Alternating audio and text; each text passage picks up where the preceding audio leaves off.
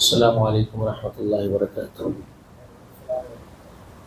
جو سنت سے فارغ ہو چکے ہیں وہ تھوڑا سامنے آ جائیں۔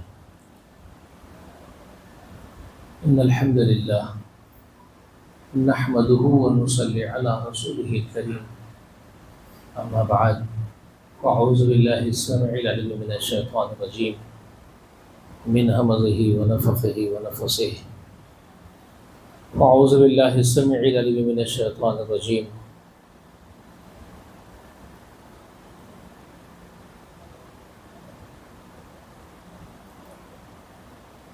یا ایھا الذین آمنوا کونوا انصار اللہ کما قال عیسی ابن مریم للحواریین من انصاری الی اللہ وقال الحواریون نحن انصار اللہ فآمنت طائفة من بنی اسرائیل وکفرت طائفة فأیدنا الذین آمنوا علی عدوهم فأصبحوا ظاہرین۔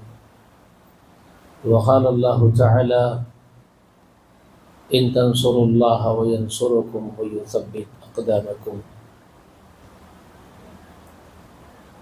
تعریفیں حمد و ثنا بڑائی و بزرگی اللہ وحدہ لا شریک کے لیے لائق و زیبا ہے۔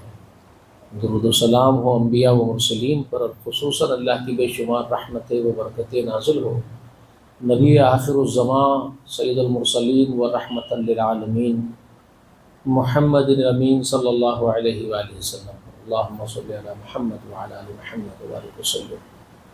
سلام ہو آپ کے اہل بیت پر، آپ کے اصحاب پر، آپ کی اتباع کرنے والوں پر۔ گزشتہ میں نے سورہ صف میں سے آپ کو جو آیتیں سنائی اور جس پر میں نے غور و فکر کی ترغیب دی ہے وہ تھی کہ ایک جٹ ہو جاؤ۔ اللہ تعالی محبت کرتا ہے ان لوگوں سے جو ایک صف بن کر کے شیشہ پلائی ہوئی دیوار کے مانند صفیں بنا کر کے اللہ کی راہ میں جد و جہد کرتے ہیں، ہے نا۔ اسی سورہ صف میں سے آج میں نے آخری آیت آپ کے سامنے پڑھی جس میں اللہ تبارک و تعالی یہ بات فرما رہے ہیں، مسلمانوں کو حکم دے رہے ہیں کہ ایمان والو اللہ کے مددگار بن کے کھڑے ہو جاؤ۔ ایمان والو تم اللہ کے مددگار بن جاؤ۔ اور اللہ تعالیٰ عیسیٰ علیہ السلام کا ذکر فرما رہے ہیں، ان کی مثال پیش کر رہے ہیں کہ جیسے عیسیٰ بن مریم نے اپنے حواریوں سے کہا تھا کہ تم میں سے کون ہے جو اللہ کی خاطر کھڑے ہو کر کے میرا مددگار بن جائے، تم میں کون ہے جو اللہ کا مددگار بن کے کھڑا ہوتا ہے؟ تو ان لوگوں نے ایک زبان میں کہا، حواریوں نے، نحن انصار اللہ، اے نبی اللہ عیسیٰ بن مریم، ہم اللہ کے مددگار ہیں، ہم آپ کے ساتھ کھڑے رہتے ہیں آپ کے دین کی تبلیغ کے لیے، اس کے نفاذ کے لیے، اس کے پھیلانے کے لیے، اس پر عمل کرنے کے لیے اور عمل کی دعوت دینے کے لیے ہم آپ کے ساتھ شانہ بشانہ ہم آپ کے ساتھ ہیں، کھڑے ہوئے، اللہ کے دین کی ہر حیثیت سے ہم مدد کریں گے۔ تب اللہ تعالیٰ فرماتے ہیں فآمنت طائفۃ من بنی اسرائیل، بنی اسرائیل کا پھر ایک جماعت بنو اسرائیل کی، ایک طائفہ، ایک جماعت ایمان لے آئی، اور وکفر طائفہ، اور ایک جماعت نے کفر کیا۔ بنی اسرائیل کون؟ وہ تو آپ کئی مرتبہ میں نے سنا دیا، آپ جانتے ہیں۔ یعقوب علیہ السلام کا ایک نام تھا اسرائیل، تو یعقوب علیہ السلام کی اولاد کو کہا جاتا ہے بنی اسرائیل، یعنی یعقوب کے بیٹے، ان کی اولاد۔ عیسیٰ بن مریم بھی بنو اسرائیل میں سے ہی ہیں، اگرچہ کہ باپ کی نسبت نہیں ہو سکتی ہے عیسیٰ علیہ السلام کی، والد کا نطفے سے تو نہیں ہو سکتے، کوئی خاندانی رشتہ، دادیال کا رشتہ تو ہے ہی نہیں آپ کا۔ کیوں؟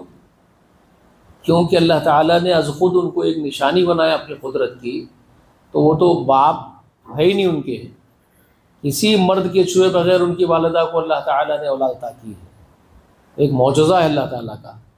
تو خود عیسیٰ بن مریم علیہ السلام کا پورا مکمل وجود ہی اللہ کا ایک معجزہ ہے۔ اللہ نے ان کو مکمل وجود کے اعتبار سے ہی اللہ کا معجزہ بنا دیا ہے، ایک معجزہ ہے۔ تو ددیال کا رشتہ تو ان کا ددیال کی طرف سے نسبت ہی نہیں ہو سکتی ہے کسی طرف سے بھی. تو ان کی والدہ کی طرف سے جو نسبت ہے، ان کی والدہ عمران کی بیٹی ہے. عمران، آل عمران جس سورت کا نام ہے وہ انہی کے نام سے انہی کی طرف منسوب سورت ہے، ان کے والدہ کی طرف، ان کے والدہ کے والد کی طرف، یعنی عیسیٰ علیہ السلام کے نانا کی طرف. ان کے نانا کا نام ہے، عیسیٰ علیہ السلام کے نانا جان کا نام ہے عمران ہے، تو ان کی طرف سے وہ سورت کا نام عمران ہے. تو انہوں کس کی اولاد میں سے تھے؟ عمران بھی بنو اسرائیل میں سے تھے، یعقوب علیہ السلام ہی کی اولاد میں ہے حضرت عمران بھی. تو انہی کے نواسے ہیں، ان کے ہی بیٹی کے بیٹے ہیں عیسیٰ علیہ السلام. تو یہ بھی بنو اسرائیل ہی کی قوم میں سے ہیں.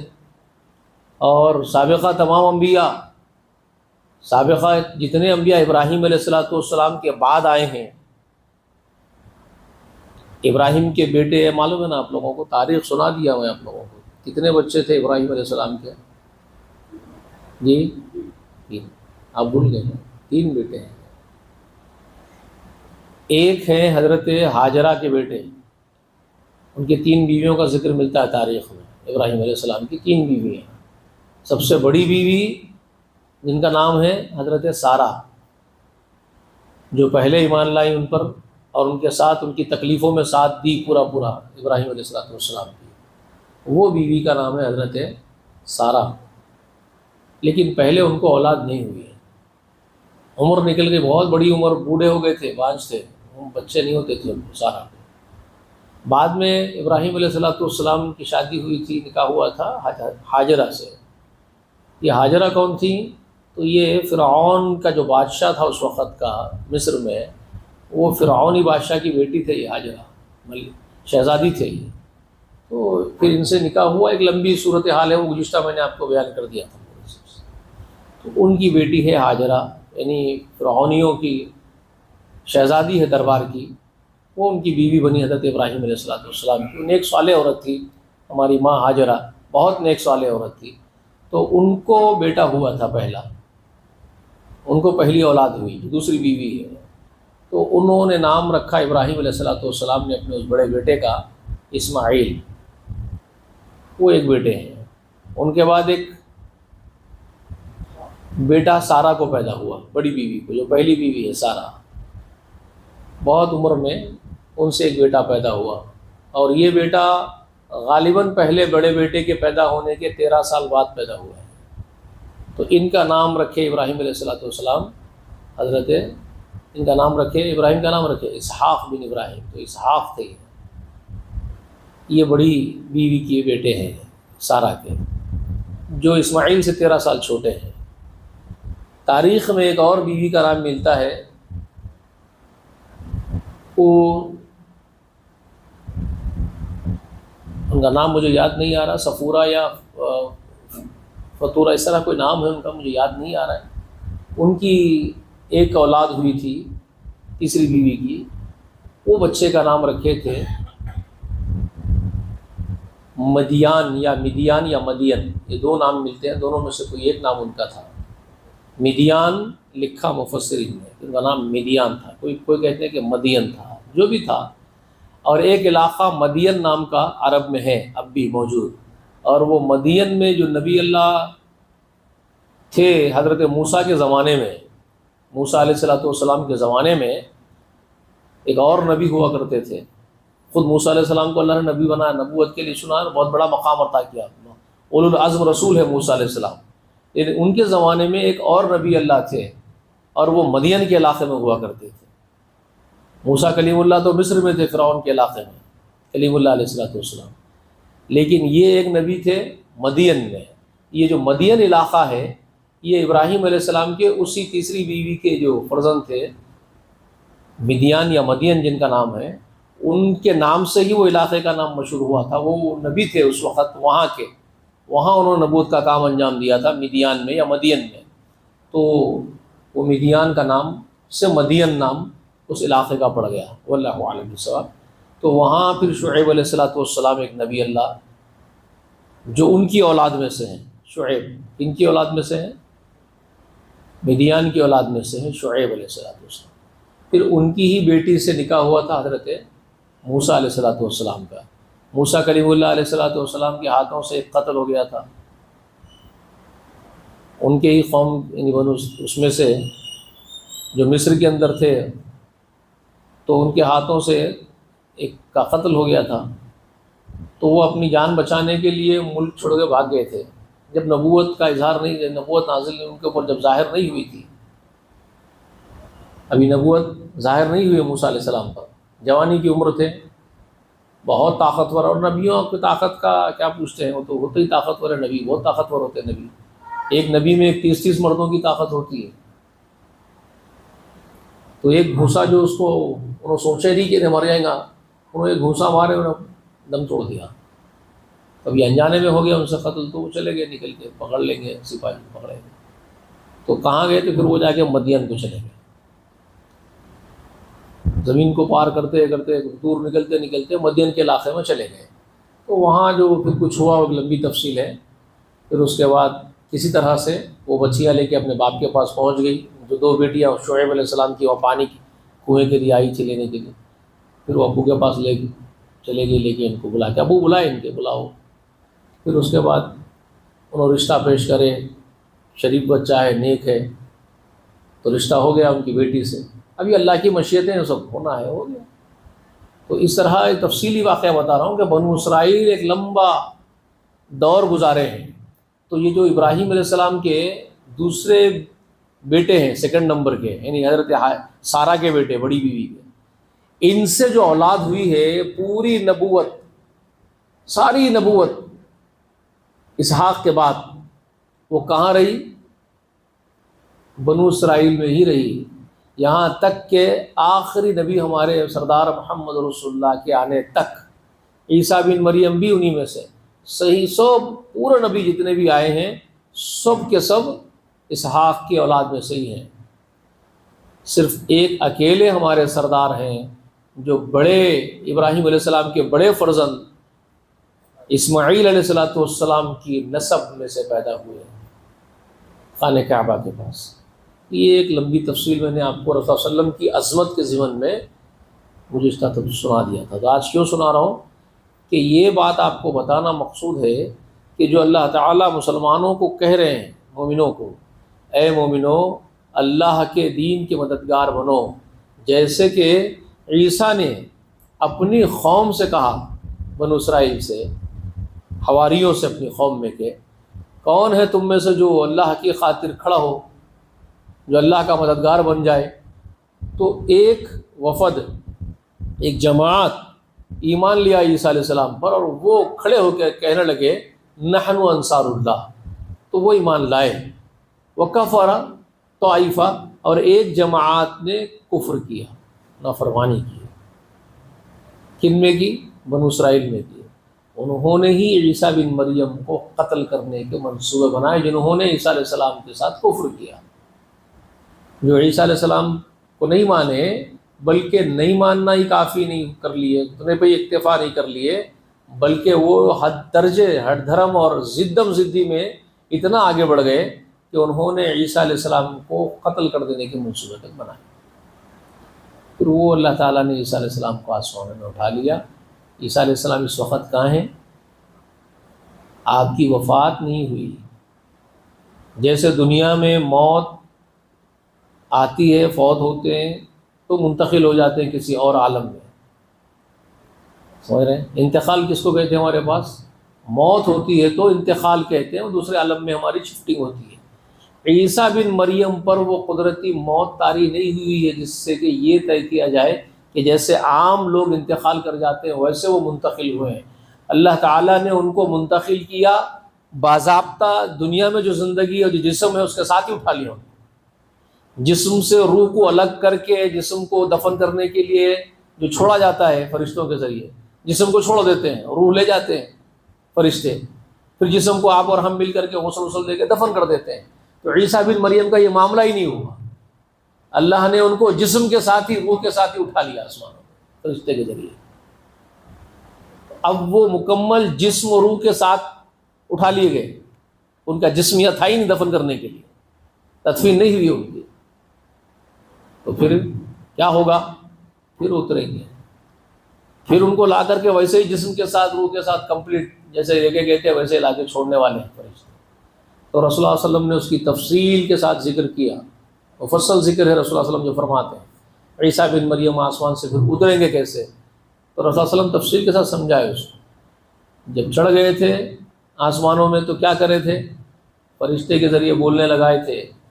جبرائیل امین آئے، سلام کیے، عیسیٰ علیہ السلام سے ملاقات کی جبرائیل، اور بولے کہ اللہ تبارک و تعالیٰ یہ کہلوا بھیج رہا ہے آپ کو کہ آپ کو قتل کرنے کے منصوبے سے آپ کے قوم کے دشمن آ رہے ہیں۔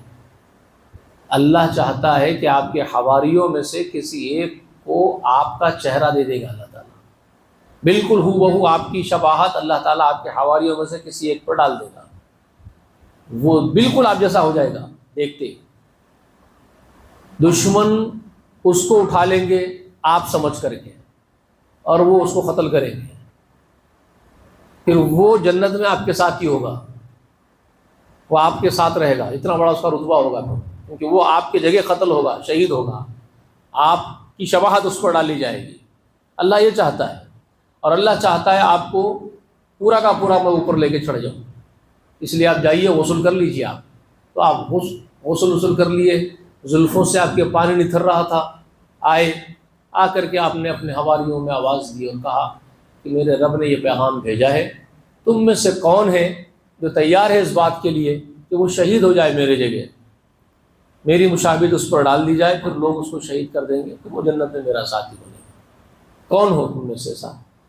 تو جو 12 بیٹھے تھے وہاں پہ ان کے حواری، 12 اصحاب تھے ان کے جو اس وقت وہاں بیٹھے تھے مجلس میں، ان میں سب سے کم عمر کا ایک جوان تھا، وہ کھڑا ہو کے کہنے لگا میں تیار ہوں، میں اس بات کے لیے تیار ہوں۔ انہوں نے کہا تم بیٹھ جاؤ، عیسیٰ بن مریم نبی اللہ نے کہا تم بیٹھ جاؤ، پھر پکارے دیکھو تم میں سے کون ہے جو اس بات کے لیے تیار ہو جس پر میری مشابہت ڈالی جائے تو اس کو شہید کر دیں گے وہ لوگ دشمن، پھر وہ جنت میں میرے ساتھ ہو۔ پھر وہی نوجوان کھڑا ہوا، میں، پھر انہوں نے کہا تم بیٹھ جاؤ۔ ایسے ہی 12 مرتبہ پوچھے وہ عیسیٰ بن مریم، 12 مرتبہ وہی جوان کھڑا ہو رہا ہے، کوئی اور نہیں کھڑا ہوا۔ تو نبی اللہ عیسیٰ علیہ السلام نے کہا تو پھر بسم اللہ تیرے ہی حق میں یہ فیصلہ ہے۔ دیکھتے ہی وہ عیسیٰ علیہ السلام جیسا بن گیا، وہیں پر جبریل امین وہیں کھڑے ہوئے، اللہ نے اپنے قدرت کا مظاہرہ کر دیا، ایک دم عیسیٰ بن مریم جیسا وہ بن گیا۔ عیسیٰ علیہ السلام کو لے کے اوپر جبریل چلے گئے، دشمن دوڑے آئے حملہ کرے، اور وہ نوجوان کو اٹھا کے عیسیٰ علیہ السلام یہ دکھ رہے ہیں، ان کو اٹھا کے لے کے گئے، سلیب دے دی۔ اب ان کی دانش میں بنو اسرائیل کی یہ ہو گیا کہ عیسیٰ علیہ السلام کو ہم نے قتل کر دیا، ہم ان کو سولی دے دی ہے۔ تو اللہ نے اس کا انکار کر دیا قرآن میں، انہوں نے نہ اس کو قتل کیا نہ سلیب دی، بلکہ اللہ نے آسمانوں میں زندہ اس کو اٹھا لیا۔ مگر جانے سے پہلے عیسیٰ بن مریم نے ان کے حواریوں کو یہ بات کہی تھی، جب وہ 12 مرتبہ پوچھے کون ہے تم میں سے کون ہے، تو ایک ہی جوان کھڑا ہو رہا تھا۔ تو عیسیٰ علیہ السلام اس وقت یہ بولے تم میرے حواریوں میں سے وہ ہو جو 12 مرتبہ کفر کرو گے تم لوگ، اور ویسے ہی وہ بہرحال ایک لمبی تفسیر کے اندر مفسرین جو پورا واقعہ لکھتے ہیں۔ لیکن جو ایک وفد ایمان لایا تھا وہ زندگی بھر پہلے سے ہی لڑا ہے اور لڑتا رہا، بعد میں بھی وہ خدمت کرتے رہے عیسیٰ علیہ السلام کے دین کی، لیکن تقدیریں اپنی جگہ ہے، جو انہوں نے پھر اس وقت کھڑے ہونے سے جو کترائے ہیں وہ ان کا مقدر ہے، وہ اس کے بعد ان کے ساتھ جو ہونا ہے وہ ہوا۔ اب مسلمانوں کو اللہ تعالیٰ اس بات کا یہاں حکم یہ دے رہے ہیں کہ تم بنو اسرائیل میں سے وہ گروہ کی مثال مت پیش کرو وَكَفَرَ طَائِفَہ کی، جو جماعت نے اپنے نبی سے کی نافرمانی کی ہے، اپنے نبی کا کفر کیا ہے، نبی کی بات کا کفر کیا، نافرمانی کی، اس جماعت جیسے تم مت بنو، اس لیے کہ یاد رکھو فائدہ نہیں پہنچا اس جماعت کو۔ نجات پانے والی اور غلبہ پانے والی جماعت وہ تھی، فَأَيَّدْنَا الَّذِينَ آمَنُوا عَلَىٰ عَدُوِّهِمْ فَأَصْبَحُوا ظَاهِرِينَ، ہم نے مدد کی اس جماعت کی جو ایمان لائے تھے ان میں سے۔ عیسیٰ بن مریم کے بولنے کے بعد جو لوگ ایمان لے آئے، ہم نے ایمان لانے والوں کی مدد کی، نافرمانوں کی مدد نہیں کی گئی۔ جنہوں نے کفر کیا، عیسیٰ کو قتل کرنے کے در پر رہے اور قتل کرنے کی سازش رچی، قتل کرنے کا کام کیا، ان پر غلبہ ہم نے ان لوگوں کو دیا جو ایمان لا کر کے وہ بیٹھے ہوئے تھے۔ ایمان لانے کے بعد پھر وہ ان کے مقدر میں جو ہونا تھا وہ کفر کرتے گئے، ایمان پہ آتے گئے، کفر کرتے گئے، ایمان پہ آتے گئے۔ وہ عیسیٰ علیہ السلام تو پیشن گوئی دے دیے تھے ان کے بعد۔ ایک شرف صرف محمد رسول اللہ کی امت کو حاصل ہے، وہ ایسا شرف حاصل ہے کہ جو ایمان لانے کے بعد ذرے سی بھی کوتاہی نہیں کرے اپنے ایمان کے ساتھ۔ ورنہ اکثر آپ دیکھیں گے کہ جو موسیٰ علیہ السلام پر ایمان لائے تھے تو مومنین، موسیٰ علیہ السلام پر ایمان لا لیے بنو اسرائیل میں سے، لیکن ان کے ایمان کو اور محمد رسول اللہ کے صحابہ جو رسول اللہ پر ایمان لائے، محمد رسول اللہ پر، ان کے ایمان کو اگر آپ دیکھیں گے ٹیلی کر کے تو زمین و آسمان کا فرق ملے گا، آپ کو بہت بڑا فرق نمایاں ملے گا۔ وہ موسیٰ علیہ السلام پر ایمان لانے کے باوجود کیا کرتے تھے جانتے ہیں؟ ذری مصیبت آتے ہی پسر جاتے تھے، مصیبت آتے ہی پسر جاتے تھے۔ فرعون کا ظلم بڑھ گیا تو ڈر گئے، ڈر کے بولتے تھے موسیٰ تیرے آنے سے پہلے بھی مصیبت میں پڑے ہوئے تھے، تیرے آنے کے بعد مصیبت نہ بڑھ گئے ہمارے اوپر۔ حالانکہ تانا دے رہے نبی اللہ کو، حالانکہ لڑ رہے کس کے لیے؟ موسیٰ علیہ السلام، ان کے لیے ہی فائٹ کر رہے ہیں فرعون سے، ظالم جبار بادشاہ سے، وقت سپریم پاور طاقت ہے اس وقت، اس سے بھڑ گئے ہیں ان کے خاطر۔ اور یہ لوگ بولتے تھے تیرے آنے سے پہلے تو مصیبت اس کے ہم ظلم پھیلے رہے تھے، جیلے رہے تھے کیسا، تو بھی تیرے آنے کے بعد میں ظلم بڑھا دیا، اور پریشانی میں آ گیا ہم لوگ۔ تو اس طرح کی باتیں کرتے تھے، تکلیف دینے والی بات، بہت ساری اذیتیں پہنچائی انہوں نے۔ کس کو؟ اپنے ہی نبی کو، اپنے ہی خیر خواہ کو انہوں نے، یعنی ہے مومنین، ایمان لائے موسیٰ علیہ السلام پر، لیکن ایمان لانے کے بعد تکلیف دینے کا حرکتہ نہیں چھوڑے، یہ باتیں کر رہے ہیں۔ طالوت اور جالوت کا واقعہ معلوم ہے نا، لڑنے کے لیے جب لے کے نکلے موسیٰ علیہ السلام تو وہ کہنے لگے وہاں ہم نہیں جاتے، ہم لڑنے کے لیے وہ شہر میں نہیں جائیں گے، وہ خداور لوگ ہیں، تمہارا رب جا کے لڑو، ہم یہاں بیٹھ کے دیکھتے ہیں۔ ٹھیک ہے، تو ہر جگہ کچھ نہ کچھ نبی کو تکلیف دینے کا کام کرتے رہے۔ موسیٰ علیہ السلام سے بول رہے ہیں، وہ خداور لوگ ہیں سامنے دشمن، جن سے آپ لڑنے کے لیے بول رہے ہیں، شہر میں گھسو بول رہے ہیں، ان کے دروازے میں گھس جاؤ بول کے آپ حکم دے دے رہے ہیں ہمارے کو، ہم لوگ نہیں جاتے بھائی، ہم لوگ یہاں بیٹھ کے دیکھتے، تم جاؤ تمہارا رب، تم دونوں لڑ لو، جیتے تو ہم آتے ہو۔ تو اس طرح کی قوم ایمان لانے کے باوجود تکلیف برابر دے رہی ہے، تو یہ فسق و فجور بھی پایا جاتا ہے، تھوڑا بہت ہے ایمان لیکن فسق کے ساتھ، سمجھ رہے ہیں آپ؟ لیکن جہاں تک بات محمد رسول اللہ کے صحابہ کی ہے، پورے سنسار میں ویسی مثال کہیں نہیں ملے گی آپ کو، پوری ہسٹری میں ہیومن بینگز کی اتنے چاہنے والے، اتنے وفادار، اتنے جانثار آپ کو کہیں نہیں ملے گے جتنے رسول اللہ کے وفادار صحابہ تھے، ان کی کئی مثال نہیں ملے گی۔ مرد تو مرد، عورتوں کا عالم یہ تھا کہ ایک عورت کے پاس آ کے بول رہے رسول اللہ صلی اللہ علیہ وسلم کے ساتھ، تیرے جو لوگ پورے گھر کے چلے گئے، تیرے والد شہید ہو گئے، تو کہتی ہے میرے رسول محمد رسول اللہ کیسے ہیں؟ پہلے یہ بات بولو، میرے والد گئے انشاءاللہ جنت میں اعلیٰ مقام، میں ایک شہید کی بیٹی کہلاؤں گی، مجھے فخر ہے، مگر یہ بولو کہ محمد رسول اللہ کو سلامت ہے نا، وہ سلامت ہے تو سب کچھ قربان ہے۔ عورتوں کا حال، وہ سلامت تو سب قربان۔ اس کو بول رہے تیرا بھائی گیا، چلے گیا انتقال کر کے، شہید ہو گیا تیرا بھائی، تو کہتے الحمدللہ شہید کی بہن کہلاؤں گی۔ رسول اللہ کیسے؟ عجیب ایمان والے لوگ تھے یہ۔ شوہر چلا گیا، شوہر کا شہید ہو گیا ہے، بول رہے تیرا شوہر تو بیوہ ہو گئی ہے، تو کہتی ہے کہ میں شوہر میرے گئے تو میں تو ایک شہید کی بیوہ ہوں، شہید کی عورت کہلاؤں گی نا، مجھے تو فخر ہے اس بات کا. رسول اللہ کیسے پوچھ رہے ہیں؟ بیٹا انتقال کر گیا بلکہ آگے بولے تیرا بیٹا شہید ہو گیا ہے، تو کہتی ہے شہید کی ماں کہلاؤں گی، فخر ہے نا. محمد رسول اللہ کیسے؟ تو تڑپتے تھے یہ لوگ رسول اللہ کے لیے، عجیب جانصار لوگ تھے. ایک عورت جس کا سب کچھ قربان ہو گیا، سب ختم ہو گئے، تو بچہ چھوٹا شیرخوار بچہ ہے، سب ختم ہو گئے مرد پورے اس کے گھر کے، چھوٹا کوئی گود میں بچہ ہے وہ لا کے دے رہی ہے رسول اللہ کو، رسول اللہ اس کو بھی لے جائیے. تو رسول اللہ صلی اللہ علیہ وسلم نے اس سے پوچھا تھا روایت میں تیرے شیرخوار بچے کا کیا کروں گا، یہ اتنا چھوٹا ہے.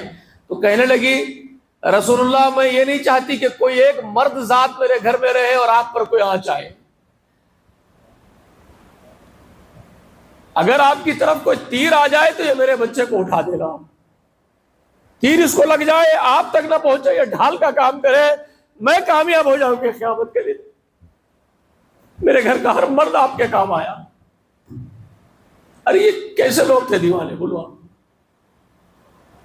ان کی نظیر کہیں نہیں ملے گی، آپ کہیں نہیں ملے گی.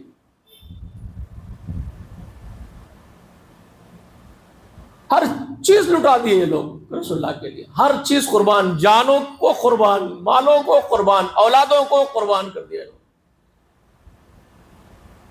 ان کی نیتیں ہی ایسی تھی، ان کے دماغوں میں وہ بات بیٹھی ہوئی تھی.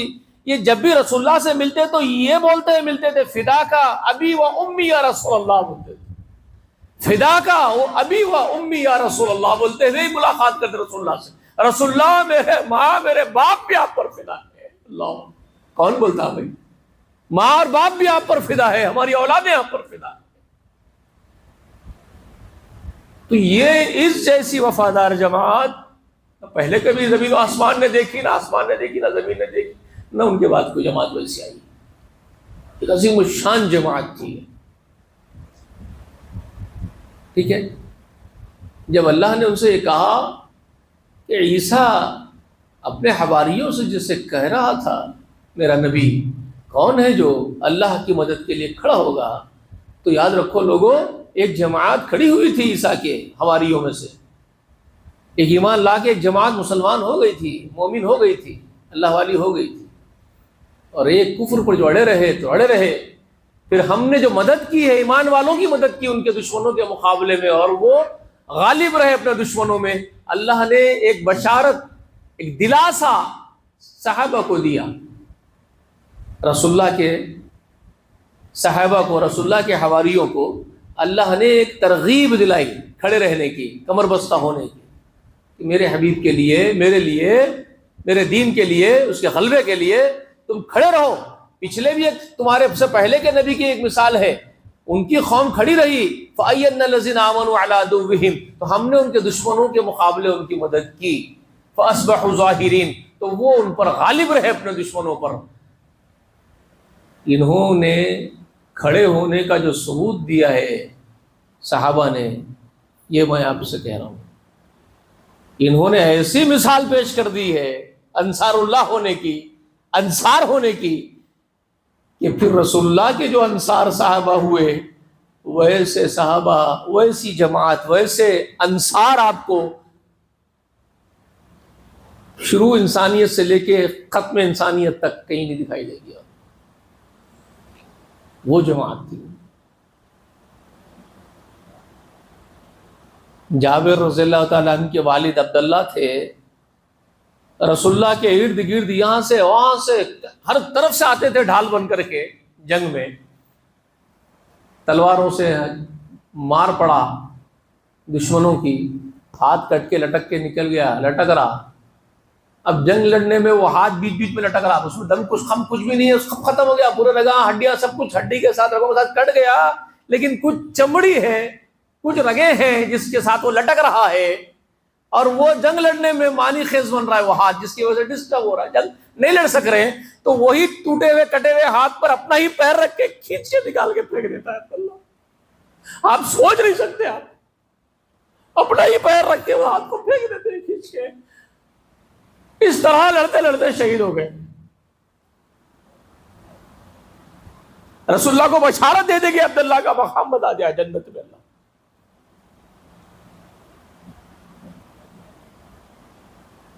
یہ کیسے صحابہ تھے؟ آپ سوچ سکتے ہیں ان کے بارے میں؟ نہیں سوچ سکتے آپ. بہت ساری مثالیں ہیں ان لوگوں کی، یہ صحابہ کی، انصار کی، رسول اللہ کے صحابہ کی. لیکن قرآن میں اب یہ آیت کریمہ اب بھی باقی ہے. یہ صحابہ نے سنا تو اس طرح وہ لوگ دیوانے ہو گئے رسول اللہ کے. میں یہ بات بتانا چاہ رہا ہوں آپ کو، جب اللہ کی یہ بات صحابہ کے کانوں سے ٹکرائی، کونوا انصار اللہ، اللہ کے دین کے مددگار بن کے کھڑے ہو جاؤ، تو وہ کھڑے ہوئے تو ایسے کھڑے ہوئے، انہوں نے اپنے مال بھی کھپا دیے، اپنی جانیں بھی کھپا دی. تو وہ تو جماعت تھی، وفد تھا. تلک امۃ قد خلت لہا ما کسبت، جو انہوں نے کیا اللہ نے ان کا محفوظ کر دیا اجر، ان کے مقام محفوظ ہو گئے، ان کے محل جنت میں بنا دیے گئے، رضی اللہ تعالی عنہم ورضوا عنہ کے سرٹیفکیٹس ان کو دے دیے گئے. وہ تو چلی گئی جماعت. لیکن قرآن کی آیت اب بھی قرآن میں موجود ہے، منسوخ نہیں ہے، محکوم آیات میں سے ہیں. تو اب سمجھتے ہیں منسوخ نہیں ہے، محکوم ہے جو میں بول رہا ہوں، تو ذرا گہرائی کے ساتھ باتیں ہو رہی ہے تو شاید آپ نہیں سمجھ پائیں گے. مطلب کیا ہے اس کا؟ جن آیات میں حکم ہوتا ہے یہ کرو، یہ کام کرو، یہ کام مت کرو، ان آیات کو کیا کہتے ہیں؟ محکوم. احکام دینے والی آیات، جس سے حکم دیا جاتا ہے، جس کے ذریعے سے وہ محکوم ہوتی ہے. منسوخ کسے کہتے ہیں؟ جس کا حکم اٹھا لیا گیا ہو رسول اللہ کی زندگی میں، رسول اللہ کی حیات میں ہی جس کا حکم اٹھا لیا گیا ہو، اس کے متبادل دوسرا حکم نازل کر دیا گیا ہو. تو جس آیت کا حکم اٹھا لیا گیا، اس کے بعد دوسری آیت کے ذریعے ایک حکم دوسرا صادر کر دیا گیا، تو اس کو کیا کہتے ہیں؟ جس کا حکم اٹھا لیا گیا اس کو کیا کہتے ہیں؟ منسوخ کہتے ہیں. جس کا حکم باقی ہے اس کو کیا کہتے ہیں؟ محکوم کہتے ہیں. ٹھیک ہے. تو یہ جو آیت ہے جس میں صیغہ امر ہے، کونو صیغہ ہے امر کا، کونو صیغہ امر ہے. امر کا صیغہ یعنی، حکم کا صیغہ یعنی، آرڈیننس کا صیغہ یعنی کرو، کونو ہو جاؤ. کیا ہو جاؤ؟ کونو انصار اللہ. کس سے بولا جا رہا ہے؟ یا ایھا الذین آمنو کونو انصار اللہ. اے ایمان لانے والے لوگوں، کونو ہو جاؤ، تم کیا ہو جاؤ؟ انصار اللہ، اللہ کے انصار ہو جاؤ، اللہ کے مددگار ہو جاؤ.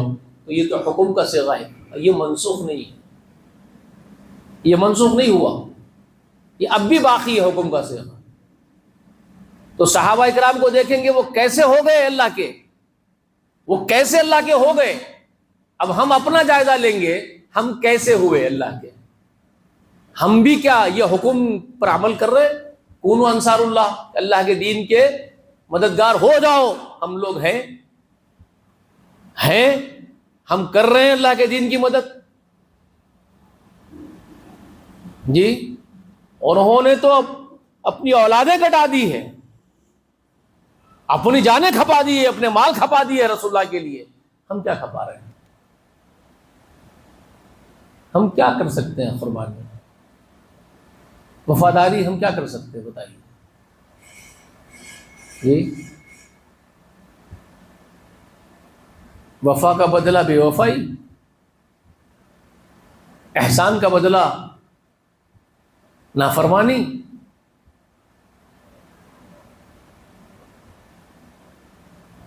ہم کیا کر رہے ہیں؟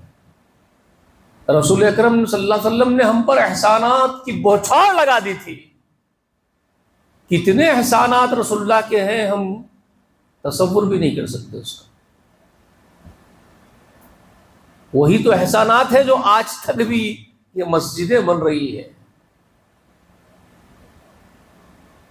آپ میں یہاں ٹوپیاں پہ لگا کے کرتے پجامے پہن کے بیٹھے ہوئے ہیں، کس کے احسان کی طوفیل میں بیٹھے ہوئے جی. یہ تو بہت چھوٹی چیز بتا رہا ہوں،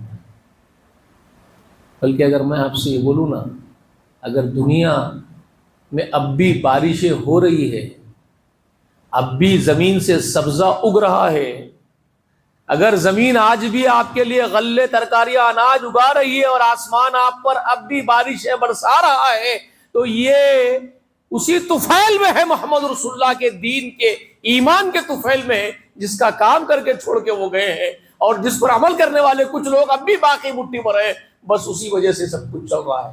جب یہ نہیں ہوگا تو زمین اناج نہیں اگائے گی، آسمان بارش نہیں برسائے گا۔ کتنے احسانات اللہ کے اور اس کے حبیب محمد کے ہم پر آپ تصور نہیں کر سکتے۔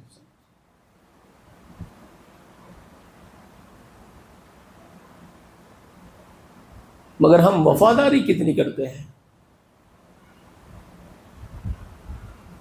کتنا اس کے دین کے لیے ہمارے اندر تڑپ پائی جاتی ہے، کتنا جذبہ ہمارے اندر وہ ہے کہ اللہ کے دین کو دل دل تک پہنچا دیں گے، ہر سینہ بسینہ پہنچا دیں گے، ہر گھر گھر تک گھسا دیں گے، ہر گھر کے اندر داخل کروا دیں گے، ہر سینے کے دل کے اندر داخل کرا دیں گے۔ اللہ کی محبت کو پروان چڑھانے کے لیے ہم جو چاہیں گے، جتنا ہم سے ہو سکے گا ہم اٹھیں گے، کھڑے رہیں گے، کریں گے خدمت دین۔ کتنے جذباتی لوگ ہم میں ایسے ہیں بتائیے؟ کون ہے بھائی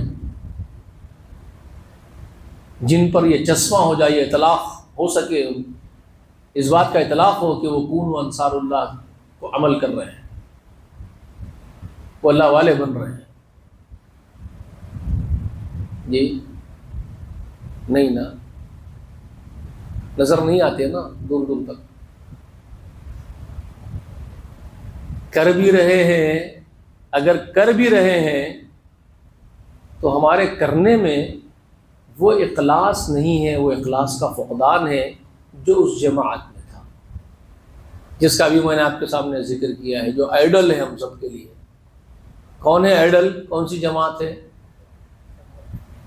یقیناً اللہ تعالیٰ سورۃ البقرہ میں کیا کہتے ہیں جانتے ہیں؟ فَإِنْ آمَنُوا بِمِثْلِ مَا آمَنْتُمْ بِهِ فَقَدْ اهْتَدَوْا وَإِنْ تَوَلَّوْا فَإِنَّهُمْ فِي شِقَاقٍ فَسَيَكْفِيكَهُمُ اللَّهُ وَهُوَ السَّمِيعُ الْعَلِيمُ کہتے ہیں سورۃ البقرہ میں آیت نمبر 137 میں اللہ تعالیٰ کا یہ ارشاد ملتا ہے فَإِنْ آمَنُوا بِمِثْلِ مَا آمَنْتُمْ بِهِ۔ یہ یہودی یا نصرانی یا اہل کتاب یا کوئی دیگر لوگ ہوں زمین و آسمان میں، اب زمین میں ہی، آسمان میں تو خیر آسمان والے تو ہے ہی اللہ کے مومن فرشتے، لیکن زمین میں جتنے جنات ہیں، جتنے انسان ہیں، یہ سب کے سب اگر یہ ایمان لے آتے ہیں، فَإِنْ آمَنُوا، اگر یہ لوگ ایمان لے آتے ہیں، بِمِثْلِ مَا آمَنْتُمْ بِهِ، جیسے اس مثل کا ایمان جیسے تم لائے ہو محمد پر صلی اللہ علیہ وسلم۔ کس کو کہہ رہے ہیں؟ صحابہ کو، صحابہ کو کہہ رہے ہیں جیسے تم لائے ہو ایمان مجھ پر اور میرے نبی محمد پر اور آخرت پر اور قرآن پر، تمہاری طرح کا ایمان اگر یہ لوگ لے آئے زمین والے دوسرے، تب سب کے سب جنات اور انسان آپ کی مثل، اگر اس جماعت کو کہہ رہے ہیں صحابہ کی جماعت کو، تم جیسا ایمان اگر وہ لوگ لے آئیں فقد اہتدوا، تو یقیناً وہ ہدایت یافتہ ہوں گے، وہی ہدایت پر ہوں گے جو تم جیسا ایمان لے آئیں گے۔ وَإِن تَوَلَّوْا، اگر یہ منہ موڑیں گے تمہارے طریقے سے، تمہارے وتیرے سے، تم جیسا ایمان لانے سے اگر منہ موڑیں گے تو فَإِنَّهُمْ فِي شِقَاقٍ، تو یاد رکھو وہی ہے بد دل لوگ، تنگ دل لوگ، ضدی لوگ، راستے سے بھٹکے ہوئے لوگ، وہی۔ کس کو مثال بنایا اللہ نے؟ اسی جماعت کو آئیڈل بنایا گیا، بِمِثْلِ مَا آمَنْتُمْ بِهِ کہہ کر کے، تمہاری طرح، تمہارے مثل کا اگر ایمان لاتے ہو تو فقد اہتدوا، تو وہ ہدایت یافتہ ہوں گے، نہیں تو پھر نہیں۔ وہ ہے عظیم الشان جماعت، ان کو آئیڈل بنا دیا گیا قیامت تک کے لیے، وہ ہیومینٹی کے لیے۔ اب ہم جو دعوے کر رہے ہیں رسول اللہ کے فالوورز ہونے کے، رسول اللہ کے محبوب ہونے کے، عاشق رسول ہونے کے، محب رسول ہونے کے، جو بڑے بلند بانگ دعوے ہمارے ہیں، ہم ایمان میں کیا صحابہ کے مثل کا ایمان رکھتے ہیں اپنے اندر؟ جی اگر میں بتا رہا ہوں، اسی لیے اگر کام کر بھی رہے ہیں تو وہ اخلاص نہیں ہے. ٹکڑوں میں بٹ کے کام کرنے والوں، ٹکڑوں سے محبت رکھنے والوں، اپنی جماعت سے محبت رکھنے والوں، تم صحابہ کے طریقے پر نہیں ہو. کیونکہ یہ طریقہ جس پر رہتے ہوئے تم سمجھ رہے ہیں کہ ہم بہت بڑا کام کر رہے ہیں، یہ کام کرنے کا طریقہ صحابہ کا نہیں ہے. کس کا ہے؟ یہ ٹکڑے ٹکڑے بن کر کے جو تم کام کر رہے ہو نا، چیدہ چیدہ، تو یہ طریقہ صحابہ کا نہیں ہے. صحابہ کا طریقہ کیا ہے؟ جو گزشتہ کے اتوار کو میں نے آپ کو پوری بات سمجھائی. کیا فرمایا اللہ تعالیٰ نے؟ ان اللہ یحب الذین یقاتلون فی سبیلہ صفا کانہم بنیان مرصوص، ہے نا. اللہ محبت ایسے لوگوں سے کرتا ہے جو اس کی راہ میں صف بند ہو کر کے شیشہ پلا دی گئی دیوار جیسا اتحاد، یونائٹڈ بن کر کے، ایک بن کر کے، ایسا یکجہتی ان کی، ایسی یکتا ان کی جیسے کہ کسی دیوار پر شیش پگھلا کے ڈال دیا گیا. ایسا مضبوط اتحاد ان کا جو اللہ کو محبوب ہے. ایسے لوگ جو متحد ایک ہیں، یکتا ہے، ان سے اللہ کو محبت ہے. یہ طریقہ کس کا ہے؟ ٹکڑے ٹکڑے ہو کے کرنے کا. تو یہ تم سے پہلے جو امت جو نافرمانیاں کرتی تھی، اپنے رسولوں کو تکلیفیں دیتی تھی، ان کا ہے یہ طریقہ. تو اللہ تعالیٰ نے ان کو تنبیہ کرتے ہوئے فرمایا قرآن میں. یاد ہے آپ لوگوں کو تو وہ آیت سن لو، میں بتا رہا ہوں آپ کو. کلو حزب بما لدیہم فرحون. تنبیہ کرتے اللہ کو، کیا کہتے ہیں؟ کلو حزب. حزب کس کو کہتے ہیں؟ حزب اللہ. آج سن رہے ہوں گے آپ، نام رکھ لیے ایک اپنے ٹولے کا، حزب اللہ. مطلب کیا اس کا؟ حزب اللہ، اللہ کی جماعت. حزب کہتے ہیں جماعت، گروہ کو. تو اللہ کہہ رہا کلو حزب. اس وقت رسول صلی اللہ علیہ وسلم پر نازل کر رہے ہیں اور تنبیہ کر رہے ہیں سابقہ لوگوں کو. کلو حزب، ان کے اندر کی ہر ایک جماعت، کلو حزب بما لدیہم، جو انہوں نے اپنے اوپر اٹھایا ہے، جس طریقے کو اپنا طریقہ سمجھ کر کے بیڑا اٹھایا ہے، لدیہم فرحون، اسی پر فراحت محسوس کر رہے ہیں کہ ہم حق پر ہیں. کلو حزب بما لدیہم فرحون. اللہ فرما رہے ہیں ان کی ہر ایک جماعت مگن ہے، جو اٹھائے ہوئے ہیں اپنے لیے بیڑا، سمجھے کہ وہی حق پر ہے. ٹکڑے ٹکڑے بن کر کے کام کر رہے ہیں. جن لوگوں نے اپنے دین کو ٹکڑے ٹکڑے بنا لیے محمد صلی اللہ علیہ وسلم، آپ کا ان سے کوئی تعلق نہیں. اللہ فرما سورۃ البقرہ میں اللہ فرما رہے ہیں آپ کا ان سے کوئی دور کا تعلق نہیں محمد، جنہوں نے اپنے دین کو ٹکڑوں میں بانٹ لیا.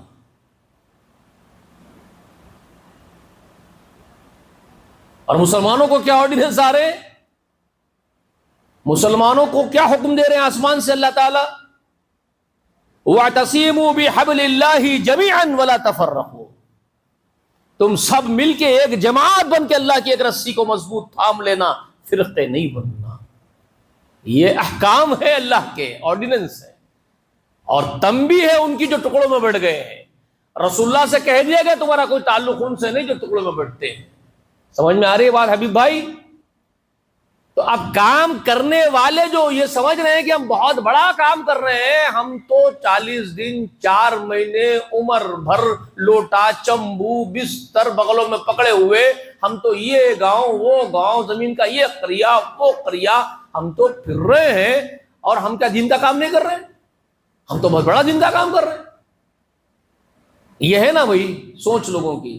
کچھ لوگ یہ سوچ رہے ہیں کہ ہم تو بہت بڑا کام انجام دے رہے ہیں، ہم تو اقامت دین کا کام کر رہے ہیں، ہم تو چاہتے ہیں کہ اللہ کی زمین اللہ کی، حکومت بھی اللہ کی ہو جائے، ہم تو بہت بڑا کام کر رہے ہیں.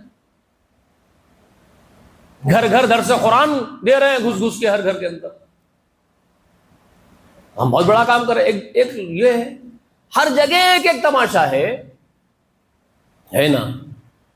لیکن میرے دوستو، آپ اللہ ہی کی نافرمانی کر کے، جس کام کو منع کیا گیا اسی کو اختیار کر کے، جن ٹکڑوں سے جن فرقوں سے منع کیا گیا وہی فرقے بن کر کے آپ کام کر کے یہ سمجھ رہے ہیں کہ بہت بڑا کام کر رہے ہیں.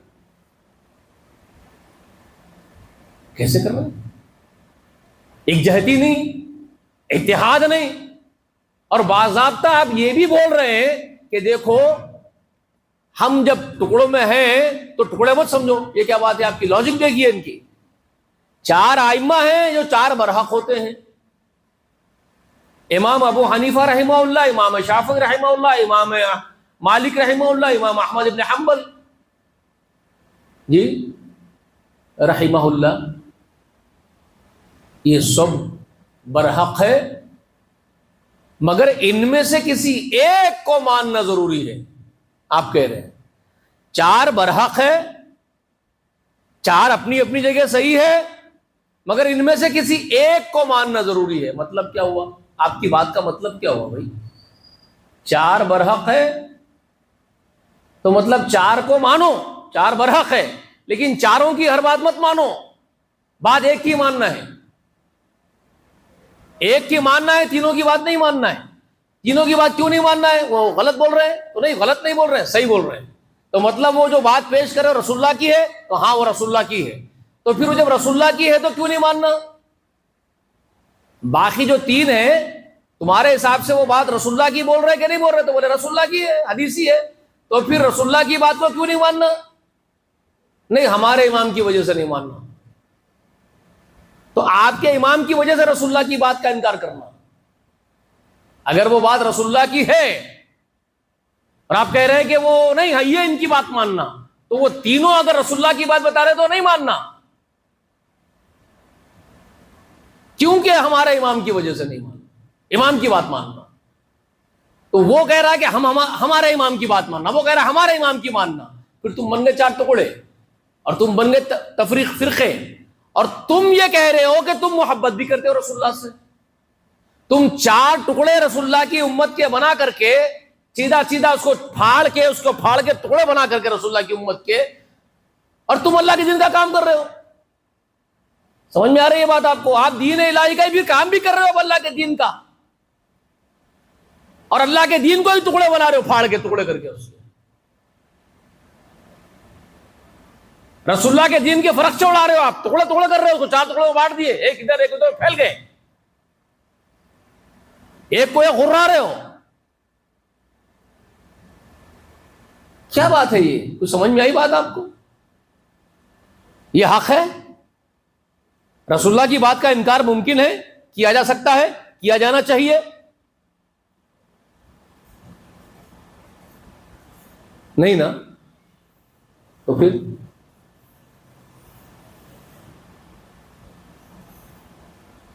کیا کرنا چاہیے؟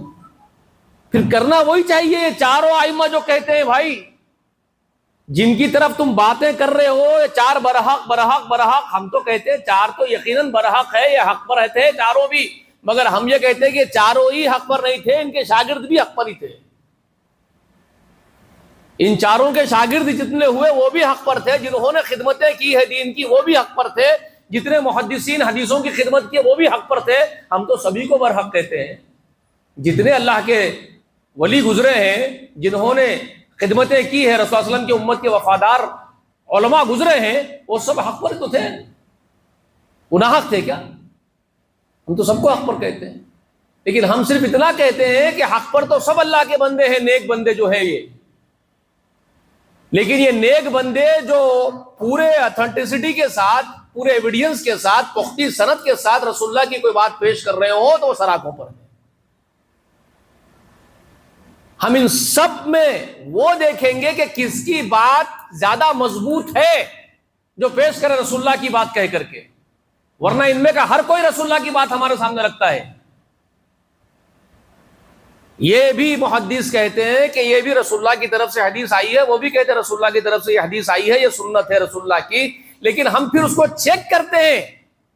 یہ کہہ رہے ہیں تو ہم کسی کو رد نہیں کرتے، آپ کی بات بھی سنتے ہیں، آپ کی بات بھی سنتے ہیں، اس کے بعد یہ دیکھتے ہیں کہ کس کی بات زیادہ مضبوط ہے کڑی کے اعتبار سے، سند کے اعتبار سے. جس کی بات سند کے اعتبار سے مضبوط ہے ہم اس پر عمل کر لیتے ہیں. اس کا مطلب یہ نہیں کہ دوسرے کو حقارت سے ہم نچلا دکھا رہے ہیں، نچلا نہیں دکھاتے کسی کو، ان کی اپنی تحقیق ہے جس میں کمزوری پائی جاتی ہے. کبھی ایسا بھی ہوتا ہے کہ جن کی ایک بات کمزور نکلی، ایک بات ان کی مضبوط نکلی، لیکن دوسری بات ان کی مضبوط نکلتی ہے تو ہم اس پر عمل کرتے ہیں. ہم یہ جو حضرت جس کی پہلی بات مضبوط تھی، ہم نے ان کی بات مضبوط بات لے لی تھی، تو ہم ان کو اپنا امام نہیں بنا لیتے کہ ان کی ہر بات مضبوط ہوں گی پکڑ لیں گے. نہیں، ہم یہ دیکھتے ہیں کہ کبھی ان کی بات مضبوط ہوتی ہے تو ہم ان کی مضبوط بات پر عمل کرتے ہیں، ان کی کمزور بات کو چھوڑ دیتے ہیں. یہ وفاداری ہوتی ہے، یہ بات ہے رسول اللہ کی وفاداری کی.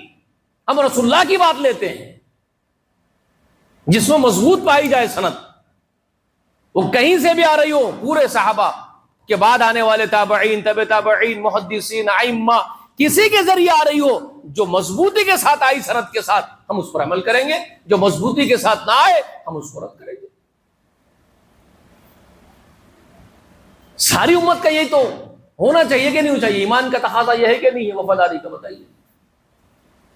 کام کرنا ہے ایک جہتی کے ساتھ کرنا ہے، اور پورے عدل و انصاف کے ساتھ کرنا ہے، اور یکجٹ ہو کے کرنا ہے. فرقے بن کر کے آپ کون سا کام کر رہے ہیں؟ آپ تو فرقوں کے لیے کام کر رہے ہیں. ہر فرقہ اپنے فرقے کے لیے، اپنے مسلک کے لیے کام کر رہا ہے. معاف کیجئے گا اگر میں بھی ایسا ہی بن رہا ہوں کہ میرے اندر بھی یہی فرقے کی عصبیت پنپ رہی ہے، اگر میں بھی یہی سمجھ رہا ہوں کہ میری اپنی جماعت کے لوگ جو ہیں وہ حق بولتے ہیں صرف، اور میرے پاس جبکہ بات دوسرے طرف سے بھی سند کے ساتھ مضبوط آ رہی ہے، تو مجھے کیا کرنا چاہیے؟ کسی اور جس کو میں اپنی جماعت نہیں سمجھتا ہوں، اپنی جماعت کے ساتھ کھڑا تو ہوں، لیکن سامنے کسی اور کی بات پوری سند کے ساتھ آ رہی ہو میرے پاس، اور میرے اپنوں کی بات میں کہیں کمزوری ہے، تو میں کیا کروں گا؟ جزاک اللہ خیر. مجھے تو صحیح بات جو رسول اللہ علیہ وسلم سے آئی ہے مستند، اس پہ عمل کرنا ہے. تو ہمارا بھی تو یہ حال ہوتا جا رہا ہے، ہم بھی تو ایک فرقے کی محبت دل میں لیے بیٹھے ہوئے ہیں، ہم بھی تو ایسا ہی کر رہے ہیں. کم سے کم چلو یہ تو میں حسن ظن رکھ کے کہتا ہوں کہ جو لوگ قرآن و سنت کی بات کرنے والے ہیں، جن کا منہج ہی کتاب و سنت ہے، ان سے یہ توقع نہیں ہے کہ وہ کسی کمزور بات کو لے کے آئیں گے. وہ قوی بات ہی لاتے ہیں، مکتب فکر ہی یہ ہے کہ قوی بات لائیں گے، یہ تو ہے. تو اس میں تو ہمارا حسن ظن ہے. لیکن کبھی ایسا ہوتا ہے کہ ہمارے اپنوں نے کچھ اعمال کی کوتاہیاں ایسی دکھا دی ہے جو رسول صلی اللہ علیہ وسلم کی سخت ترین نافرمانی والے عمل پر اتر آئے ہیں. ان کو معلوم ہے وہ غلط کر رہے ہیں، رسول اللہ کی نافرمانیاں ہو رہی ہے، لیکن میرا حال یہ ہے کیونکہ یہ میری اپنی جماعت کا آدمی ہے تو میں اس کے تمام عیبوں کی پردہ پوشی کر رہا ہوں. جی، میں اس کے عیوب کو چھپا رہا ہوں، پردے ڈال رہا ہوں اس کے عیوب پر، اور ناانصافی کی بات کر رہا ہوں، دوسری جماعت کو اس سے لڑ رہا ہوں، اس سے آرگومنٹس کر رہا ہوں اپنوں کے لیے. یہ عدل ہے؟ اپنوں کے لیے دوسروں کو ان سے مباحثہ کرنا، ڈیبیٹس کرنا، ان سے مناظرے کرنا، اپنوں کی سیفٹی کے لیے ان کے غلط کو بھی چھپا لینا، یہ صحیح ہے؟ صحیح ہے کیا یہ وفاداری ہے رسول اللہ کی؟ ہو سکتا ہے ایسا؟ سیدنا عمر فاروق رضی اللہ تعالی عنہ کو کہا گیا تھا آپ خلیفہ نامزد کر دیجئے اپنے بعد، کچھ تو کیجئے. تو حضرت عمر رضی اللہ تعالی عنہ کہتے ہیں کہ دیکھو، اگر میں کسی کو نامزد نہ کروں، مر جاؤں، تو میں تو اپنے رفیق، اپنے حبیب محمد رسول اللہ کے طریقے پر جاؤں گا. انہوں نے کسی کو نامزد نہیں کیا. کیا کہہ رہے ہیں؟ غور کرو، انہوں نے کسی کو نامزد نہیں کیا تھا خلافت کے لیے. میرے لیے وہ بھی صحیح ہے، بہت اچھی بات ہے اگر میں بغیر کسی کو نامزد کرے دنیا سے چلا جاؤں، چھوڑ کے، تم لوگوں پہ چھوڑ کے کہ تم لوگ اپنا بنا لو کسی کو بھی پورے اپنے مرضی سے متفق ہو کر، تو میرے لیے وہ اچھی بات ہے۔ اگر میں نامزد کر دیتا ہوں، کچھ لوگوں کو نام بتا دیتا ہوں، ان میں سے ایک بورڈ بنا کے کسی ایک کو چن لو، کسی ایک کو چن لو، تب بھی میں ہم سب میں سب سے بہترین شخصیت کے طریقے پر جاؤں گا، وہ ابو بکر ہے۔ چند نام بتا دوں اور پھر آپ کو اختیار دے دوں کہ ان میں سے کسی ایک کو خلیفہ بنا لو، تو یہ بھی درست ہوگا۔ یہ بات آپ لوگوں سے کر رہے ہیں بورڈ میں، اتنے میں کسی نے مشورہ دیا کہ کیوں نہ آپ یہ باقی نہ چھوڑو کہ بعد میں لوگ حجت کر لیں، وہ کر لیں، آپ اپنے بیٹے ہی کو بنا دو۔ عبداللہ ابن عمر متقی بھی ہے، رسول صلی اللہ علیہ وسلم سے بڑی محبت کرنے والا، رسول اللہ کو جاننے والے، اور یقینی بات ہے وہ رسول اللہ علیہ وسلم سے بہت محبت کی عبداللہ ابن عمر کو، بہت عظیم صحابہ میں ان کا شمار بھی ہے۔ تو کوئی مشورہ دے رہے ہیں بیٹھے بیٹھے، کیا کہتے ہیں امیر المومنین جانتے ہیں؟ بیٹے کے بارے میں بول رہے ہیں، کیا بولتے ہیں؟ کیا بھائی کیسا مشورہ دے رہے ہو؟ تم کہہ رہے ہو میں اس کو امیر نامزد کروں، خلیفہ نامزد کروں میرے بعد؟ اس کو تو طلاق دینے کا سلیقہ تک نہیں تھا، اس کو صحیح سے طلاق دینا نہیں آتا اس کو۔ ایک واقعہ ہو گیا تھا ان کی زندگی میں، بیوی کو حیض کی حالت طلاق دے کے آ گئے تھے عبداللہ ابن عمر۔ رسول صلی اللہ علیہ وسلم رجوع کرنے کا حکم دیے تھے، جا عبداللہ اٹھ یہاں سے، جا رجوع کر اپنی بیوی سے، رجوع کروائے تھے طلاق کو، طلاق بائن نہیں قرار دیا اس کو، طلاق رجعی قرار دے دیا رسول صلی اللہ علیہ وسلم۔ جو غلط طریقے سے دی گئی طلاق، اس کو طلاق رجعی بول دیا رسول صلی اللہ علیہ وسلم، جاؤ رجوع کرو۔ جب وہ طہور میں آئے حیض سے، تو پھر پوری طہارت کے عالم میں لوگوں کو بلا کر کے طلاق دینا طریقہ رسول اللہ بتائے، جا کے رجوع کر لیے تھے۔ تو حضرت عمر وہیں تھے جب، تو بول رہے ہیں اس کو سلیقہ طلاق دینے کا نہیں تھا جب بیوی کو، اس کو پورے مسلمانوں کا امیر بنا دو، بول رہے میرے کو اپنے ہی بیٹے کے بارے میں، کلیجہ ہے اتنا بڑا تمہارے پاس جی۔ اور یہ ایک نہیں، یہ تو بہت چھوٹا واقعہ ہو جائے گا، اس واقعے کے مقابلے میں ایک ایسا واقعہ بھی ہو گیا کہ ایک بیٹا ان کا جو ہے، معلوم ہے نا آپ لوگوں کو، غلط کام کر دیا، اس پر حد جاری کر دیے کوڑوں کی، معلوم ہے نا، کوڑے مارتے وقت بیٹے کا انتقال ہو گیا۔ بہت بڑی بات ہے یہ تو، کوڑے مارتے وقت بچہ کوڑوں سے ختم ہو گیا، کوڑے باقی ہے بھی لگنے، پورے نہیں ہوئے کوڑے حد کے۔ تدفین ہونے کے بعد گئے، کوڑا لے کے قبر پہ کھڑے ہو کے مار رہے بیٹے کی، سوچ نہیں سکتے آپ کیسے لوگ تھے، بیٹے کی خبر پر کوڑے مار رہے ہیں۔ بولو یار کہاں سے لاؤ گے تم ایسے لوگ جی؟ یہاں تو اپنے فرقوں کی طرفداریاں ہو رہی ہیں، اپنوں کی پردہ پوشیاں ہو رہی ہیں ان کے عیوب کی۔ میں یہ نہیں کہہ رہا ہوں کہ حجہ جاری کر دو ان لوگوں کے اوپر، ارے پر اصلاح کی تو بات کر سکتے ہو نا غیرت مندوں، اپنوں کو تو اصلاح کی بات کر سکتے ہو نا بھائی، اصلاح کر لو، غلطیوں کو چھوڑو، یہ تو بول سکتے ہیں نا، یہ غلط ہے، یہ گناہ ہے، چھوڑو، توبہ کرو، یہ بھی نہیں بولو گے، چھپا لو گے؟ یہ کون سے عصبیت اور تعصب پال کے بیٹھے ہوئے ہو تم لوگ؟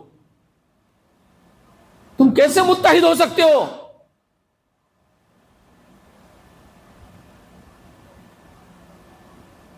اللہ کے مددگار بن کے کھڑے ہونا ہے تم کو، نفس کے پجاری بن کے نہیں، معاشرے کے پجاری بن کے نہیں۔ بہت بڑا کام ہے یہ، ایمان اور ایمان کے تقاضے کوئی معمولی کام تھوڑے ہی ہے بھائی، سمجھ رہے میری بات؟ بہت بڑے کام ہے یہ، اللہ کے لیے اللہ والا بن جانا، اللہ کے لیے حق پر ڈٹ جانا، اللہ کا مددگار بن کے کھڑا ہونا، اس کے دین کا، اس کی نصرت کے لیے کھڑا ہونا، جس میں اپنے مفادات کی بھنک بھی نہ ہو، نفس کی خواہش کی بھنک بھی نہ ہو۔ یہ ہے صحابہ کرام کی جماعت کا اسوہ، جس کو اللہ نے اسوہ قرار دیا۔ بِمِثْلِ مَا آمَنْتُمْ بِهِ، یہ جیسے تم ایمان لاتے ہو ویسا ایمان لائیں گے تو ہدایت یافتہ۔ چھوٹی موٹی بات تھوڑی ہے، بہت بڑی بات ہے۔ یہ عظیم الشان جماعت تھی،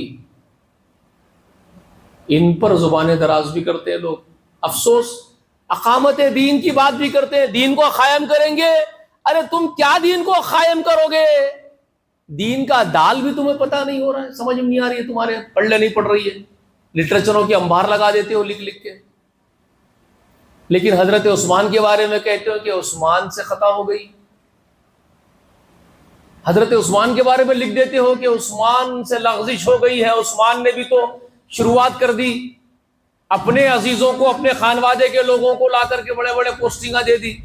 اپنی کتاب میں اگر آپ ایسا لکھتے ہو تو آپ پر اللہ رحم کرے، اللہ تعالیٰ آپ کیا سلوک کرے گا ہم نہیں جانتے، آپ چلے گئے دنیا سے۔ آپ اس پر کہہ رہے یہ بات، اس ذی النورین پر۔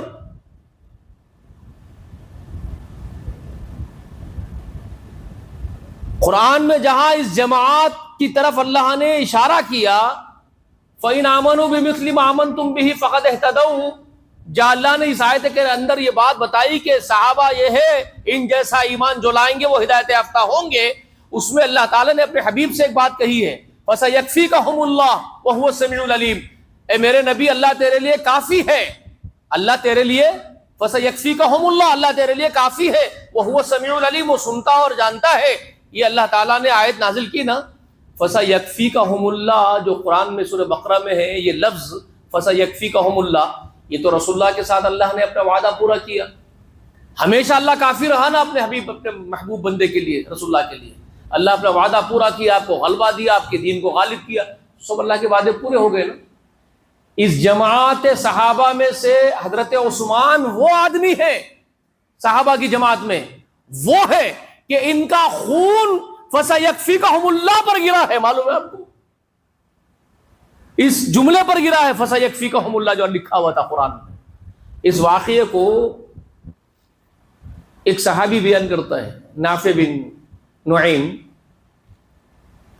کہ حضرت عثمان کا جو قرآن تھا ان کے پاس، ان کی گود میں جو وہ قرآن پڑھتے تھے اپنے پاس رکھے، تو ان کا قرآن کسی خلیفہ کو تحفتاً بھیجا گیا تھا، اس کا واقعہ سنا رہے تھے۔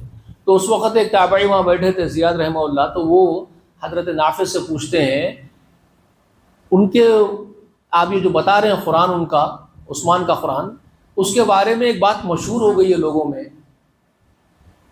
لوگ کہتے ہیں کہ جب وہ شہید ہوئے حضرت عثمان تو ان کا وہ قرآن ان کے گود میں تھا، اور ان کا خون فَسَيَكْفِيكَهُمُ اللَّهُ جہاں لکھا وہیں آ کے گرا تھا۔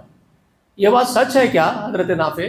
پوچھے وہ زیاد، تو حضرت نافع کہتے بالکل سچ ہے، میں نے اپنی آنکھوں سے امیر المومنین کا خون، ذی النورین رضی اللہ عنہ کا خون میں نے اس حروف پر، اس کلمے پر گرا ہوا دیکھا جہاں لکھا تھا فَسَيَكْفِيكَهُمُ اللَّهُ، اللہ تیرے لیے کافی، وہی ان کا خون گرا تھا۔ کس کا؟ عثمان کا۔ تو وہ عثمان اس کو 50 دن تک لوگ محصور کر دیے تھے، تو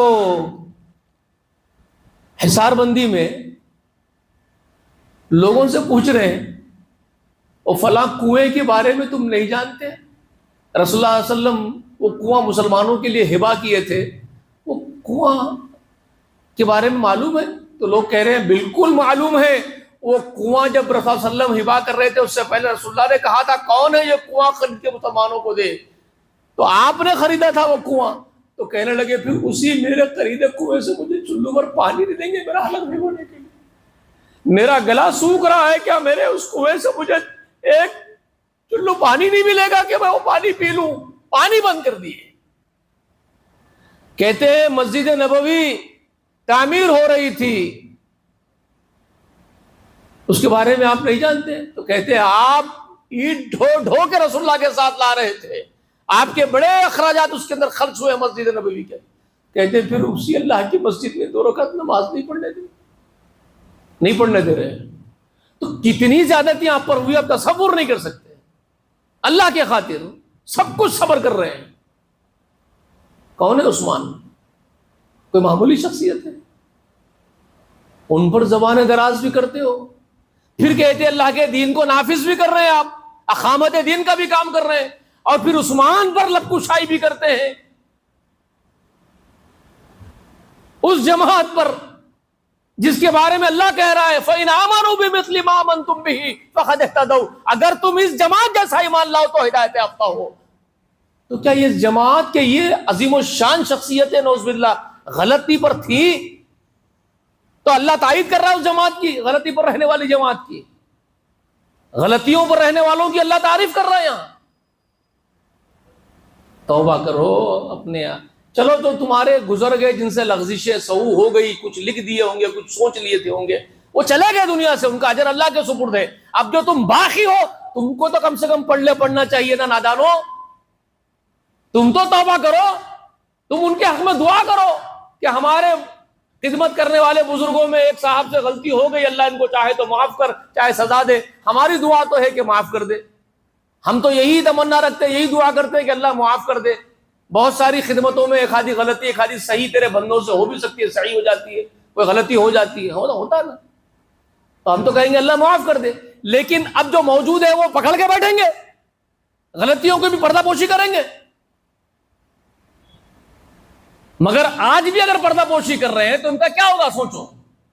میرے پاس ایک حضرت لے کے آئے ہیں، میرے ایک دوست ہے، وہ تو اچھی نیت سے لے کے آئے ہوں گے مجھ سے ملانے کے لیے، میرا دوست ابو بکر ہے، آپ لوگ جانتے ہیں ابو بکر کو، آپ تو بہت اچھا جانتے ہیں ابو کو، حقانی میرا دوست ہے۔